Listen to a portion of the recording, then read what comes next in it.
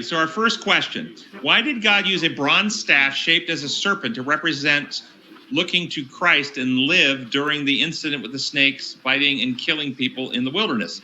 If the serpents represent Satan and his poisonous lies and attacks, why is a serpent shape used when Moses told the people to look up and live? If this incident was to turn the people's eyes to Jesus and the symbol of Christ on the cross, why the serpent-shaped bronze staff to represent Christ? So bronze, first off, is a mix of two different metals. It's not a pure metal. Gold is pure, silver is pure, mix of two different metals. And Christ mixed his divine self with our human self. So the bronze metal represents Christ taking upon himself our fallen state, mixing it with his holy state for the purpose of cleansing and overcoming. So that is showing Christ as his sojourn on heaven.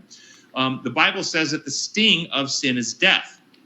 And thus the Satan, the serpent, who has infected humanity with his lies, has stung us with death, and they are actually dying of this literal stings. Jesus took upon, it says that he who knew no sin became sin for us so that we might become the righteousness of God, 2 Corinthians 5:21. So the serpent represents Jesus becoming sin or taking the sin condition upon himself for the purpose of cleansing humanity from that sin condition. And we benefit from that just as they did by looking in faith. And the raising it up on a staff represents Jesus, who took upon himself the human condition, the human sin condition, for the purpose of cleansing it, being raised up on the cross. So I think the symbolism is quite right. He took upon himself the consequences of what the serpent did to us, the sin and death condition, unless he destroyed death and brought life and immortality to light, as it says in 2 Timothy 1:10.